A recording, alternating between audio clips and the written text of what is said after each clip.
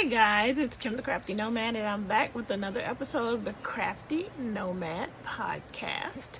My name is Kim. I just said that. I am your host. They call me the Crafty Nomad because I'm all over the place when it comes to my crafting. I dibble and dabble in lots of things, and just like a nomad, I'll just pick up and move from one craft to another. So anyway, that is why they call me that. You can find me on Instagram at Kim the Crafty Nomad, on Ravelry as Pettis Kim Knits. That's PETTISKIMKNITS. I do have a Ravelry. I have an Etsy shop, a Facebook group for this podcast, as well as my email address, all of which will be linked in the description box below. Okay, so let's get started with today's episode. We have one whip to share, which I didn't bring over, but I will pop up a picture. I have, believe it or not, I think 6 finishes.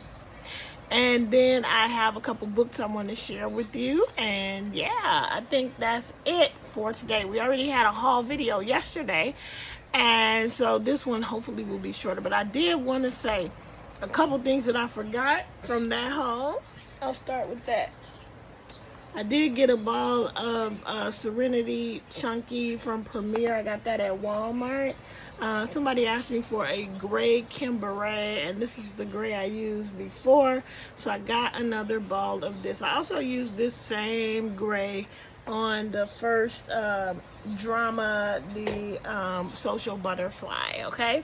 The second thing I wanted to mention is that Joann's, the one that I went to, they had this whole section in the front of all these off-season things, whether it was signage that you could put on your porch for the season or holidays or whatever, or floral pieces that were out of season. And then they had some like plates and mugs and some other signage, all of which you could take for free if you purchase. So you could take one thing from the section for free, and this is what I took, and I forgot to share that with you. I got this for free at Joann's yesterday because I purchased. All right, and my friend got a mug too. They had like sets of little dessert plates. A lot of nice, cute little things there for the free for the taking, but you can only take one. So that was cool. All right. So those are 2 things that I forgot to share with you yesterday. So let's move on and talk about my whip. I made a turtle, and hopefully by now you'll be seeing the picture.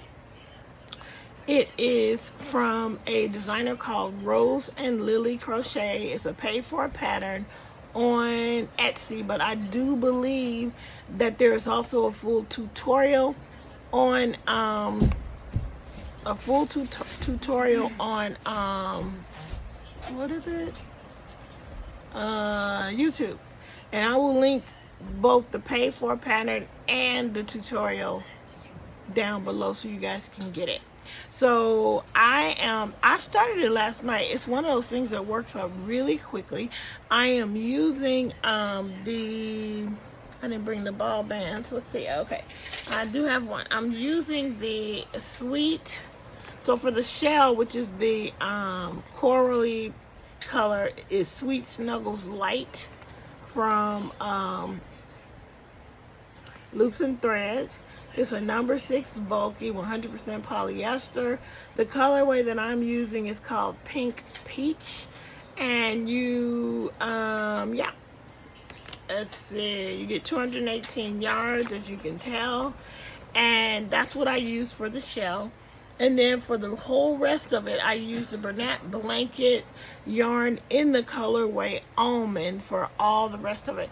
This pattern is really easy and it works up quick. I finished the head and one front flipper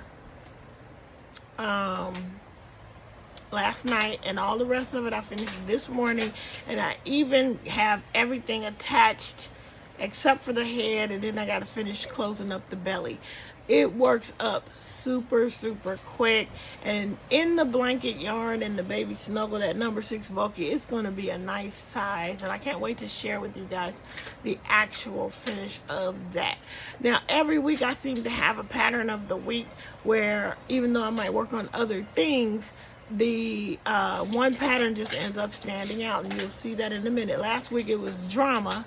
The social butterfly, I had made 2.5 of them, 2.5 of them, and then after I recorded last week, I finished the other one, which I'm going to show you today.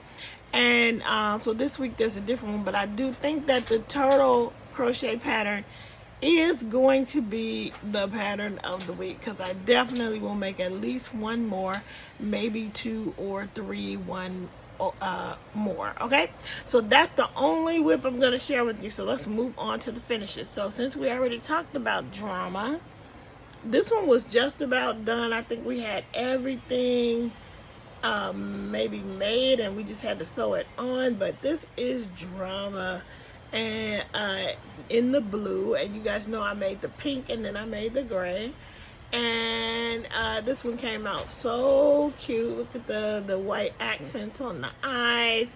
And you guys, I ordered, and that's what it looks like from the back. So I ordered some of those those anime felt eyes for Amigurumi off of Etsy. And you know, I was just waiting for them to come, and they never showed up. But then when I checked my Etsy account, they had been delivered. And I looked, they had been delivered to some odd address that's not even mine. I have no idea how this address got onto my Etsy account. So I reached out to the seller, and I was like, I can't really review it because I didn't get them. I should have double checked the address. I mean, but it was an address at a place that I have never lived. So I'm not sure how it even got on there. But, you know, I think the seller's going to try to resend them anyway. And maybe the person who got them will just send them back. But anyway, it was just weird. So I want to try and use some of those, but I kind of like the way the safety eyes look, especially if I can put eyelashes on myself. Now with these, I tried to do the eyelashes, and it just did not look right when I tried to do it on these pastel-y colors with the black yarn. It didn't look right for me, and maybe I could, you know, do it better, but it looked perfect on the gray one, which is acrylic yarn, not as plushy, not as fuzzy. So they look too severe on the pink, and so I just didn't even try on the blue. All right, so anyway, that's it. I like how it looks. So the pattern of the week this week was really Bronto, the dinosaur. I have made a couple of Brontos before, but this week, and this is that pattern where I put up on Facebook, on the Facebook group, that this girl Katie did, who is the designer of drama. Katie did on Instagram. I'll link her down below. But she did Bronto in a 2-hour car drive, and when I tried to do Bronto that first time, it took me way more than 2 hours. But I must say that I do it a lot quicker now. I can do it in an evening, which is somewhere between 2 and 3 hours. But anyway, here is, I don't know which one I finished first this week, but this is the first one I want to share with you. This is Bronto in the pistachio colorway of Premier, what is this called? Premier Parfait yarns.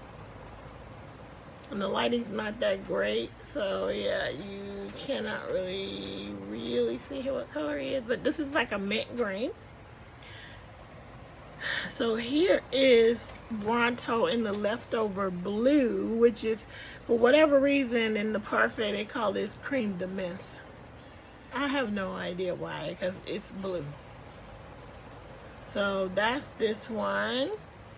And then the final one is in the leftover pink.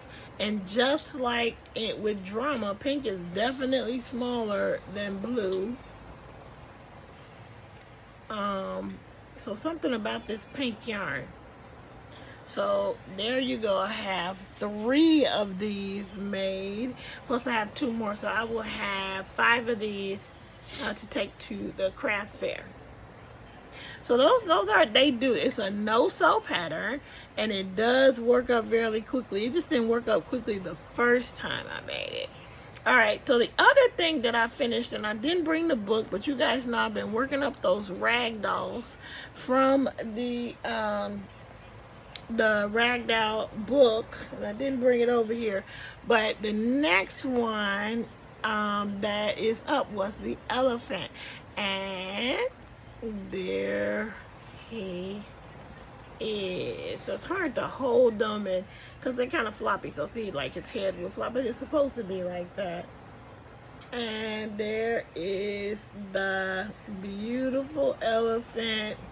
This is one of the only patterns in the book where they just use plain safety eyes. For most of the patterns in the book, they used colored safety eyes, but for the elephant, it was just regular black safety eyes. And I really love how the elephant worked up. This one is I made it in a worsted weight. I used the natural marled yarn from Loops and Threads. Almost all of it was completed with 1 ball. I got the body, the head, and 1 arm out of 1 ball. So I had to go into this ball to get the second arm and the 2 legs. So yeah, and these have 278 yards, so you probably need something like 350 yards. So if you have a 350 yard ball of worsted weight yarn, you should be able to complete that with that ball. But yeah, so I had to break in. So yeah, I love how he came out. I love his big old ears. I just really love it. Now this is the one where I am gonna have to, when I put the tag on it, I'll have to indicate that he has a little bit of wool in him. And so for people with wool allergies, they need to know that. Now what I want to say about working with this parfait yarn, I find it, oh no, let me talk about working with this yarn. So I was watching Seta and Terry do the 10 questions together on the Yarn Joy podcast, and they were talking about needles, yarn needles, whether you want a blunt one or a sharp pointed one, and they were talking about how it depends on what you are working on. So so it depends on a lot of things. It depends on the yarn, and it does depend on the fiber fill, because I'm going to tell you that polyfill from the brand, which I think is Fairview, it's just called polyfill. And that you can get through that polyfill no problem even with a blunt needle, but it is better to have a sharp needle when you are doing amigurumi. With the polyfill, the polyester fiber fill that I got from Walmart in the box, you get the 5 pounds for $15. It's a great deal. Like I bought 2 boxes, and I still have so much left of my, is it 5 pounds? I'm trying to look at it because it's right across from me. But the brand is Morning Glory. And it's so dense that a blunt needle really does have a hard time getting through it. And hold on one second.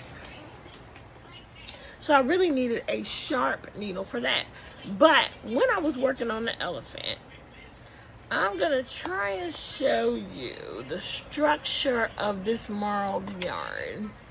So basically this yarn is a chainette put up. So it's like a crochet chain tube, like a chainette.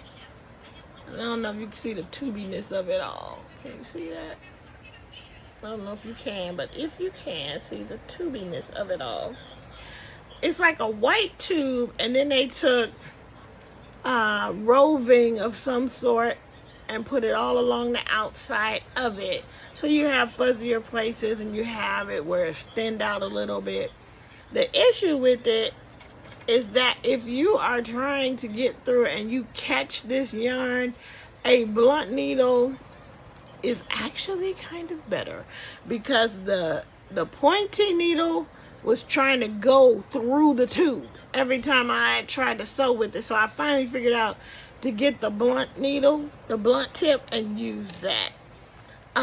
So a lot of variants and things you learn as you are working with these materials. Okay, so that's that. So I've shown you 5 of my finishes. Let me show you the last of the finishes, and then we'll get on and talk about some books, and then we'll be done. All right, so from this book, I decided to go for making, okay, I can find her. I decided to make, and I started this, I think, last Sunday or Monday, the Cynthia doll. And she's super cute. And here's what I ended up doing. Here's my version. And I just think she is pretty amazing. Okay, so you can see if I put her to the side, she has a bit of a nose. And you can also see that I skipped the face on her because she is so perfect without the face. I'll pop up a picture that I took of her all posed, but there's her hair and her bangs. Initially, I skipped the face because her wig cap came down so big and I really didn't have a lot of face left. But I ended up really liking her without the face. She's very primitive looking to me, like a primitive doll. And you can search that hashtag on Instagram and see what people are making, and they're sewn dolls usually, but she just seems super primitive. So I love how she came out. I really, really love how she came out, and I enjoyed making her, and I think she is perfectly fine without a face. So that is finish number 6 for the week. I am in craft fair prep mode for real, like market prep mode all over the place, like cranking out some of these quick, easy patterns that they're quick and easy.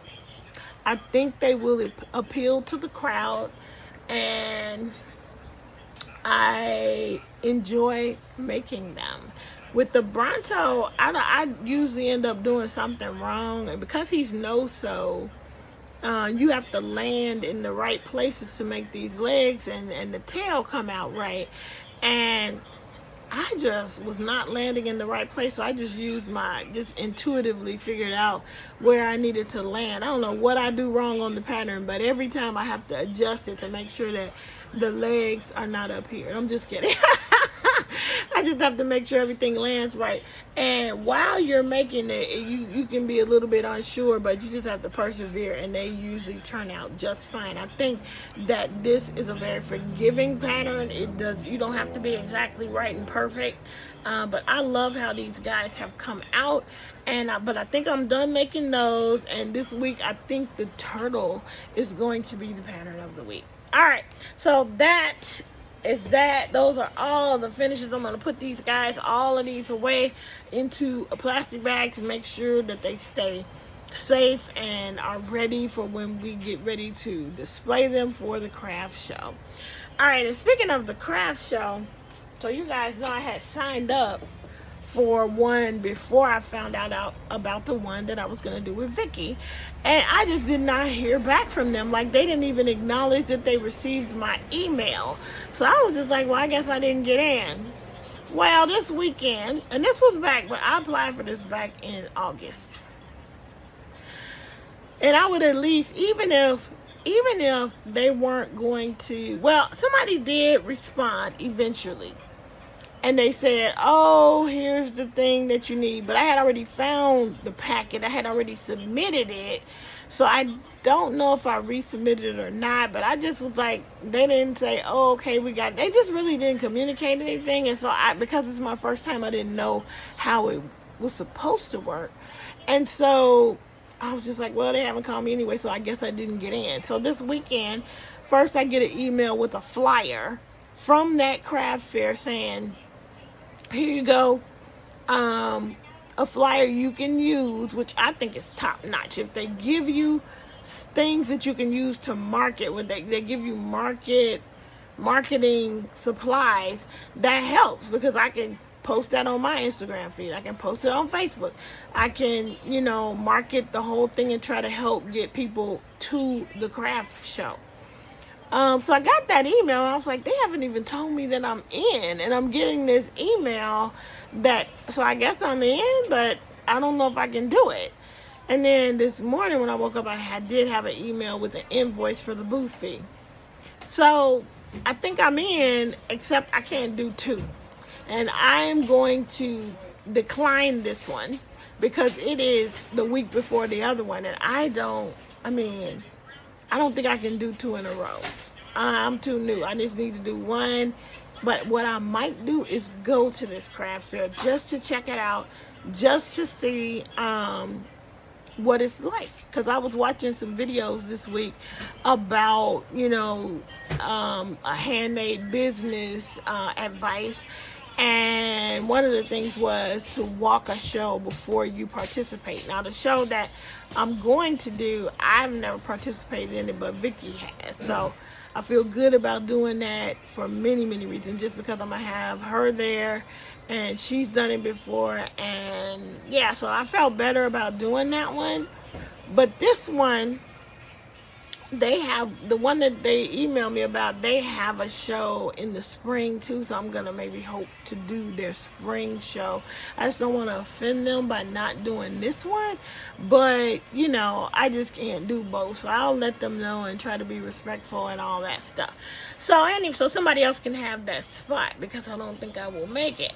Anyway, so that was interesting though. I didn't know how it all worked, so I didn't even think they were going to let me be a part of it. So anyway, let's move on, gang. Let's give you some enabling right now, because I was enabled, so I'm passing on the love, okay? So the first thing I'm going to share with you, a couple of years ago, the book Whimsical Stitches was super popular. It's still a popular book, but a couple of years ago on Amazon, for whatever reason, that book dropped down to like $7 and something. So everybody and their mother and their grandmother got a copy of that book, including me.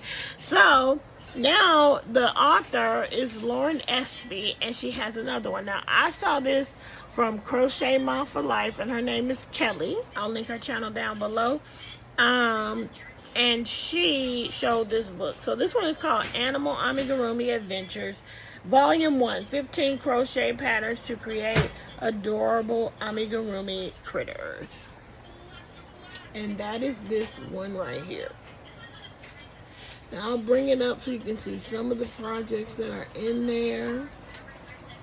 I'm particularly into, look at this. Look at the squirrel, Granny D, clownfish, and the tiger. I love it. There are some really cool ones in here. The ones I'm probably most excited about, one I'm going to make first is,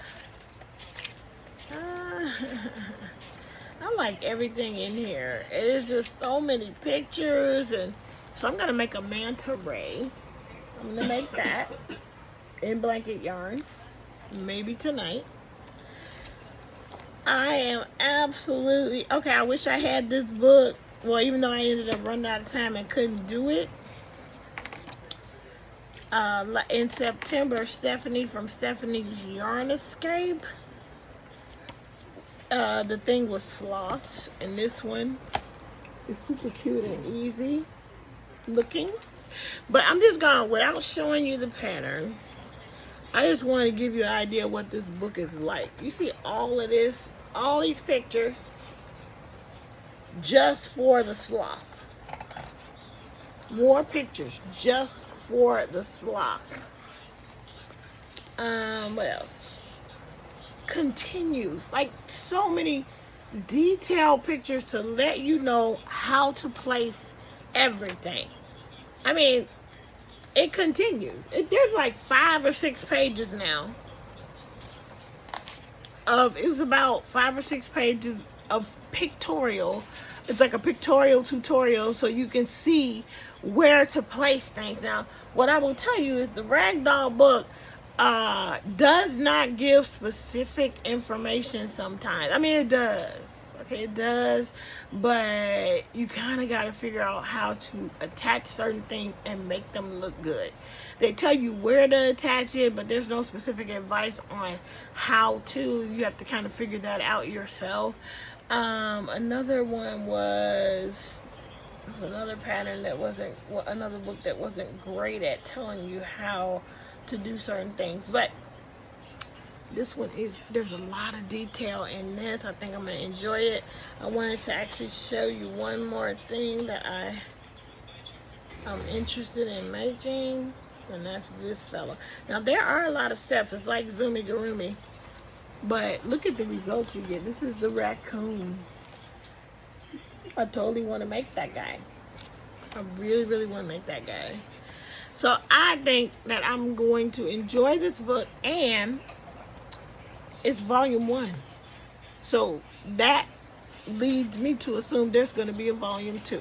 This book just came out, so it's the first one. So let's look forward to volume 2. All right.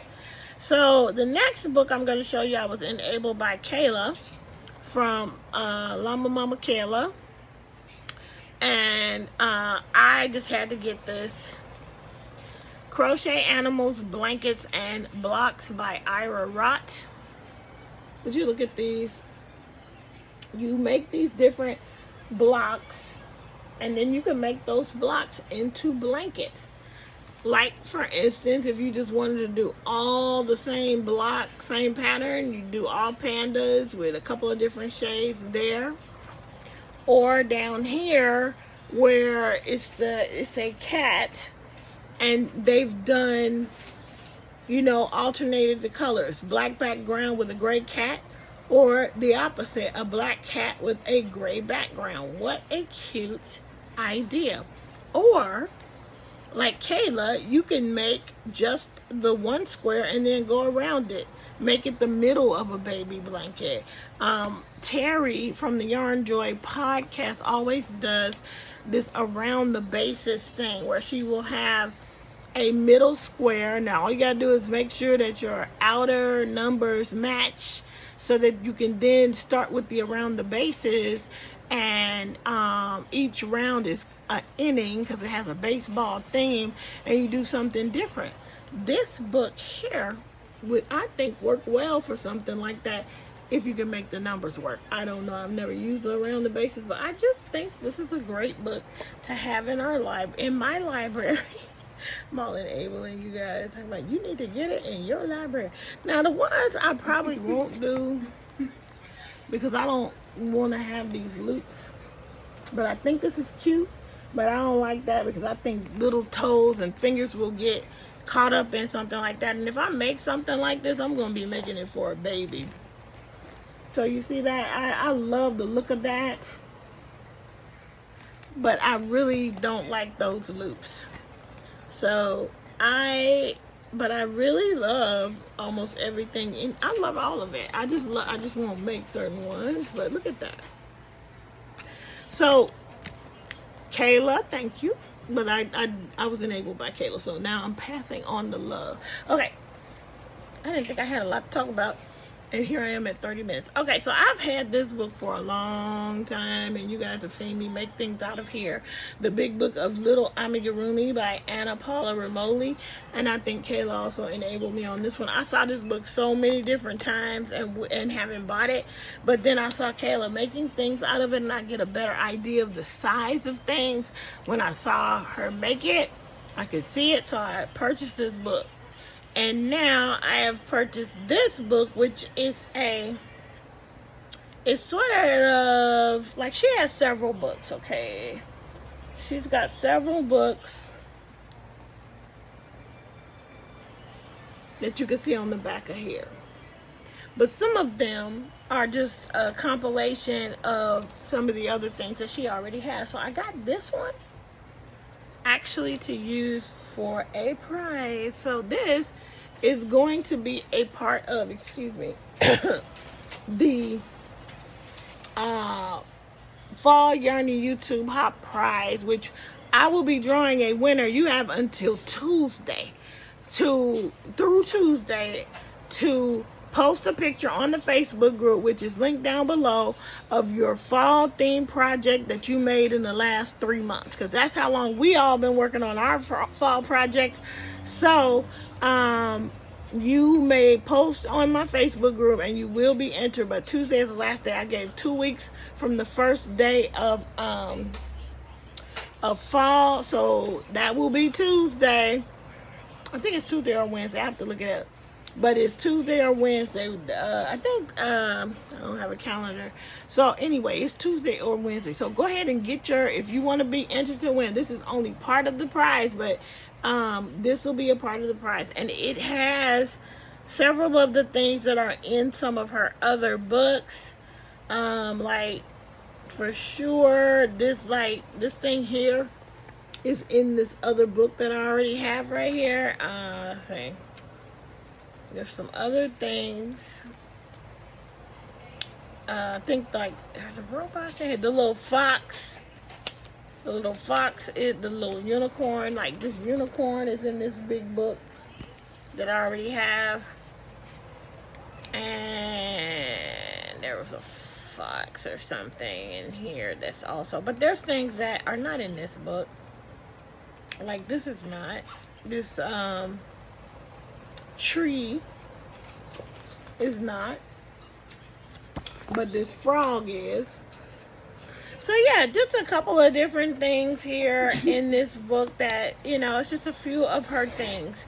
And so this is a part of the Fall Yarny YouTube Hop Prize for those who are participating on the Facebook group, okay? That's a part of the prize. So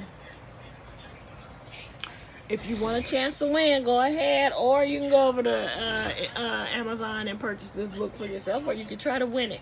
All right, I think that is really it. That's really all for this episode. It turned into a long one. I will see you guys in the next video. Until we meet again, keep it crafty.